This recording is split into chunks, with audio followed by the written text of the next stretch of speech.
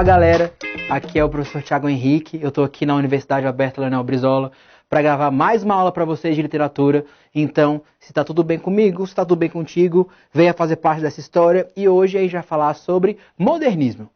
Segunda geração, geração de 30. Tranquilo? A gente já deu uma caminhada na geração de 22, a gente já falou sobre todas as desconstruções que a geração de 22 promove, a gente também já deu uma faladinha em outras aulas sobre a geração de 30 pelo aspecto poético e dessa vez a gente precisa revisitar a geração de 30, revisitar essa galera que vai receber o modernismo das mãos de Oswald de Andrade, Manuel Bandeira, Mário de Andrade, Tarsila do Amaral e vai refazer e vai continuar a construção do nosso arcabouço literário, tá? Então a gente vai rever tudo partindo de um princípio, do princípio da prosa, do princípio da narração. Então, ó, vem comigo. Muitas coisas vão ser iguais, vão parecer a mesma coisa, uma vez que elas fazem parte da mesma geração, que elas fazem parte da mesma fase. Então olha comigo aqui, ó. Segunda fase do modernismo, romance. A gente vai encontrar poesia de 30, mas a gente não vai encontrar prosa de 30. A gente vai encontrar romance de 30. Isso já dá muitas pistas pra gente. O gênero narrativo, ele contempla inúmeras modalidades. Eu posso ter o romance, eu posso ter a crônica, eu posso ter o conto, eu posso ter a novela. Então, dessas 4 modalidades principais, por exemplo, o que eu mais vou ter na geração de 30? O romance. Isso já vai me garantir uma narrativa longa, composta por alguns personagens que se desenvolvem em enlaces, que se desenvolvem em pontos de giro, ligados a situações bem específicas que a gente vai visitar já já, tá? Então, eu não tenho situações curtas, eu não tenho somente situações cotidianas, eu não tenho um conjunto de vários personagens em vários núcleos, eu tenho sempre uma linha narrativa específica, certo? Então, isso já nos dá algumas dicas de como será o trabalho do romance de 30, certo? Mas, mesmo no romance, ele vai ser conhecido como fase de consolidação.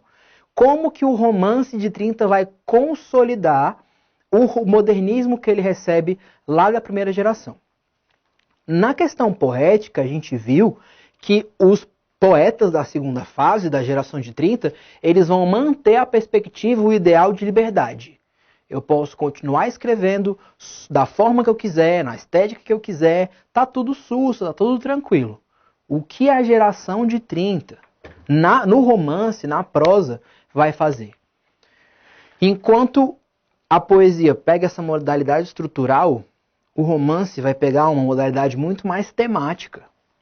Se no primeiro momento do modernismo nós estávamos preocupados em garantir a construção identitária do Brasil de uma maneira real, nós vamos continuar essa construção. Não vamos falar sobre os índios mais, porque a primeira geração já se valeu disso muito bem. A gente começa a construir agora a identidade brasileira por uma outra perspectiva, por um outro espaço. Então o romance de 30 vai trazer à luz da literatura, à luz das narrativas, alguns espaços, alguns personagens, algumas situações que antes não tinham sido retratadas ainda na geração de 22. A geração de 22 falou muito sobre algumas relações, mas ela não aprofundou essas relações, porque a questão cultural era mais importante. A rapsódia construída, por exemplo, em Macunaíma, é muito mais interessante para uma amostra da cultura brasileira, uma amostra das religiões possíveis. O romance de 30 vem com uma pitada mais social. É como se o romance de 30 conseguisse, de alguma forma, resgatar aquilo que o pré-modernismo construiu em Triste Fim de Policarpo Quaresma, Os Sertões, até nas estéticas de Monteiro Lobato, como o Urupês, ele consegue resgatar aquela problemática social vivida, ele consegue garantir de algumas formas, algumas construções que o realismo, o naturalismo e até mesmo o romantismo no romance fizeram para construir uma identidade nacional a partir daquilo que a geração de 22 fez. Eles não vão negar o que foi feito pela geração de 22. Isso é importante que vocês saibam. A geração de 30, ela não nega a geração de 22. Ela só vai ter um olhar mais racional e mais questionador. Enquanto a geração de 22 ela era mais destrutiva, ela tinha esse caráter de renovar a ótica estética, a ótica artística do Brasil. A geração de 30 vem trazer mais racionalidade e uma atitude mais questionadora para a nossa literatura. O que isso significa? Vamos falar de problemas sociais de uma maneira mais evidente. E existe um espaço que passa por mais dificuldades. Esse espaço é o sertão brasileiro, com mais foco nesse momento na região Nordeste. Em 1930, mais ou menos, o Brasil já vinha vivendo inúmeras secas, no Nordeste principalmente. Em 1915, para aquele recorte histórico, aconteceu uma das maiores secas que o Nordeste já tinha vivido. E, logicamente, que as classes mais baixas, elas passam por mais problemas que as classes mais altas. A falta de água para eles vai gerar falta de emprego, vai gerar uma moradia um pouco mais escassa em diversos lugares, porque eles não conseguem mais plantar nas próprias terras, eles não conseguem produzir mais nas próprias terras, e isso vai gerar um êxodo sem igual. Essa caminhada, esse deslocamento das personagens vai ser muito importante. Então, em A Bagaceira, do José Américo de Almeida, que é o primeiro romance que nós temos no modernismo, na geração de 30, a personagem principal, o Lúcio, ele não é um retirante. Mas todo o envolvimento que ele tem no engenho do pai começa a partir da chegada de uma família de retirantes no engenho do pai do Lúcio. Raquel de Queiroz, por exemplo, com o 15, que vai retratar aquela seca de 15 que eu falei para vocês, ela fala de uma família em êxodo. Ela fala dessa transposição de espaços. Jorge Amado não deixa esse êxodo pela seca tão óbvio, porque ele vai trabalhar mais com a Bahia e algumas cidades baianas, mas eu tenho esses personagens em deslocamento constante. Eu tenho essa diferenciação de interior e cidade e metrópole. Eu tenho essas diferenças. Então a geração de 30, ela é mais social, no geral. O romance de 30, ele é mais factual, ele é mais objetivo, porque ele tem um objetivo a ser cumprido, que é denunciar algumas práticas sociais, certo? Então esses contextos sociais do Brasil, eles são muito importantes. Essa manutenção do poder dos fazendeiros, dos grandes herdeiros de fazendas, é muito importante. Porque nós sabemos que o Brasil ele é um país de dimensão continental. Exercer soberania no nosso território é muito difícil. Ainda que nós tenhamos estados, ainda que os estados tenham os seus governos um pouco mais autônomos, dependendo da esfera a ser retratada, ainda são estados grandes. Ainda são muitas cidades, são muitos municípios. Chegar a todos eles hoje, no século XXI, com internet, com meio de comunicação, é difícil. Imagina antes da metade do século XX. Hoje, pela internet, você manda uma mensagem e ela chega instantânea. Aqui não. É difícil chegar nesses lugares. Então, muitas vezes, quem tinha mais dinheiro era quem mandava. Quem tinha mais dinheiro era quem, inclusive, mantinha influências políticas em certas regiões. Então, os autores se viam na obrigação de denunciar esses casos. Quando algumas massas sociais se sentiam oprimidas por aqueles que ganhavam mais, pelos donos de engenho. O engenho vai aparecer para a gente na visão de dois autores, principalmente, que é o José Américo de Almeida e o José Lins do Rego. A questão do êxodo vai ser tratada de maneira evidente. O Jorge Amado vai conseguir fazer uma mudança de personagens. Aqueles personagens que são socialmente bem vistos, filhos de fazendeiros, militares, filhos de ex-militares, eles vão ser colocados como vilões das histórias, enquanto prostitutas, vagabundos e pobres vão ser eleitos como heróis. Então, quem socialmente é bem visto vai ser colocado no pior lugar da narrativa do Jorge Amado. E aqueles que são socialmente mais vistos vão ser elencados como heróis da narrativa, muitas vezes.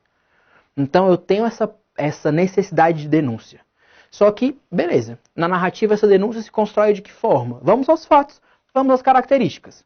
Primeiro, eu tenho um regionalismo romântico. Lembra que eu falei para vocês que eu vou ter uma retomada de alguns valores? Nos romances do romantismo, da estética romântica, eu tinha o romance regional.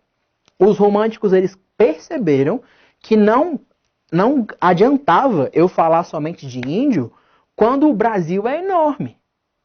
Não tem como eu garantir a construção de uma identidade nacional. Anota aqui para mim, identidade nacional. Não tem como eu garantir essa identidade se eu não falo de todos os lugares em que nós temos cultura brasileira e das possibilidades. Eu não posso admitir que a cultura brasileira seja singular. Não posso. As influências do Nordeste na nossa cultura são infinitas. A gente precisa lembrar que os portugueses chegaram ao Brasil pelo Nordeste e que esse ambiente, culturalmente falando, tradicionalmente falando, é tão rico quanto os outros e que passa por diversos problemas por motivos geográficos. Os biomas do Brasil são diferentes e, automaticamente, alguns deles vão sofrer mais que outros por questões climáticas, por questões geográficas. Mas eu não posso abandoná-los só porque, entre aspas, é uma questão natural. Não posso. Então, a geração de 30 vem resgatar esses aspectos para trazer a identidade nacional à luz do leitor de uma maneira total. Então, essa totalidade da identidade vai ser garantida pela geração de 30. Ao mesmo tempo que eu tenho esse tratamento identitário, eu também tenho um tratamento social. Eu falo dos problemas. Eu preciso falar dos problemas, porque esses problemas não são de hoje. Lá no pré-modernismo, a gente já trabalhou com os sertões. A gente já trabalhou com Canudos. Euclides da Cunha, quando faz isso lá, deixa muito claro que eu preciso falar desse espaço. Para eu chegar agora com Graciliano Ramos e Vidas Secas e trabalhar com uma nova perspectiva de um romance social.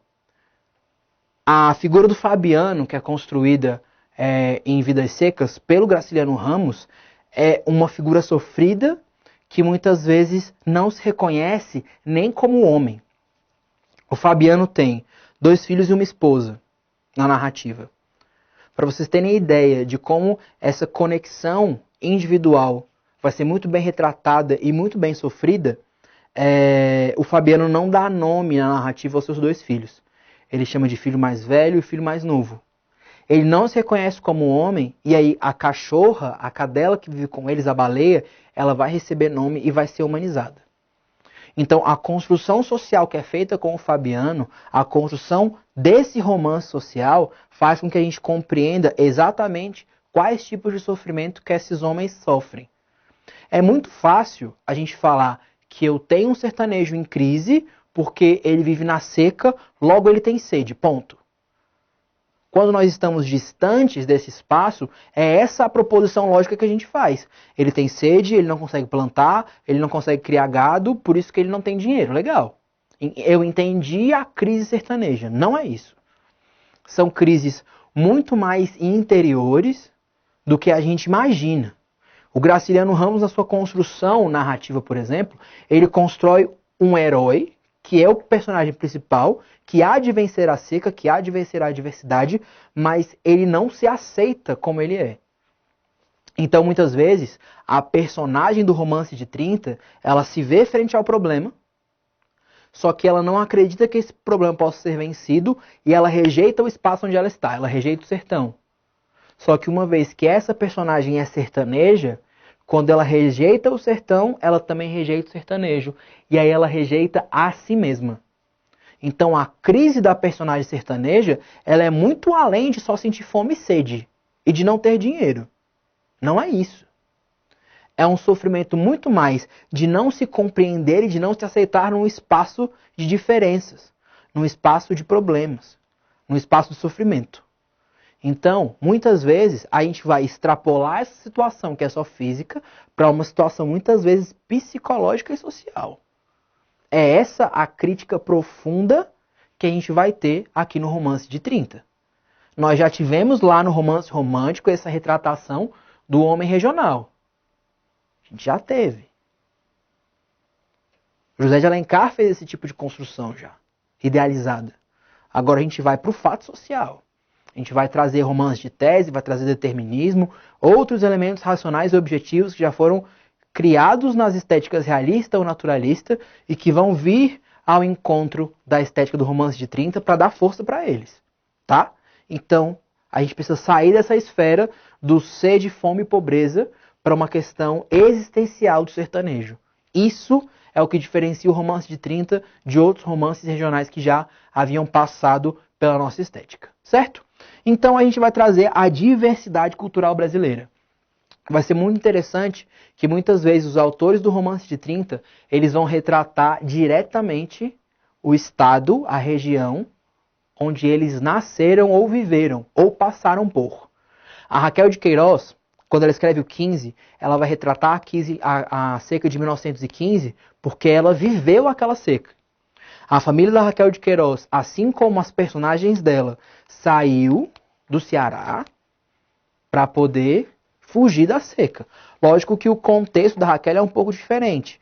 Eles saem do Ceará, vão para o Rio de Janeiro, depois ela acaba voltando, etc.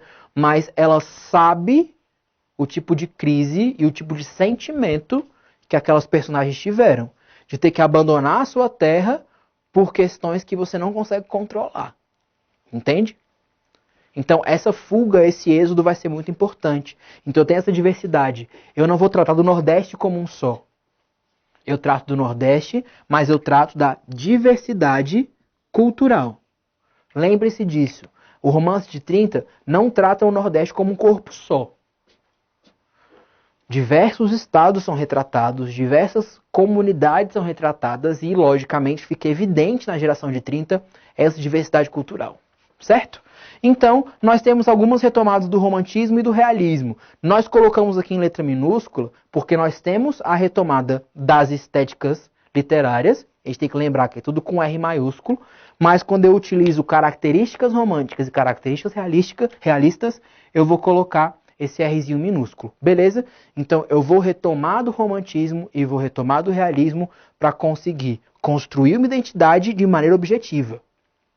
É assim que eu vou aliar os dois movimentos. É assim que eu vou aliar as duas correntes. Conseguir construir identidade de uma maneira objetiva.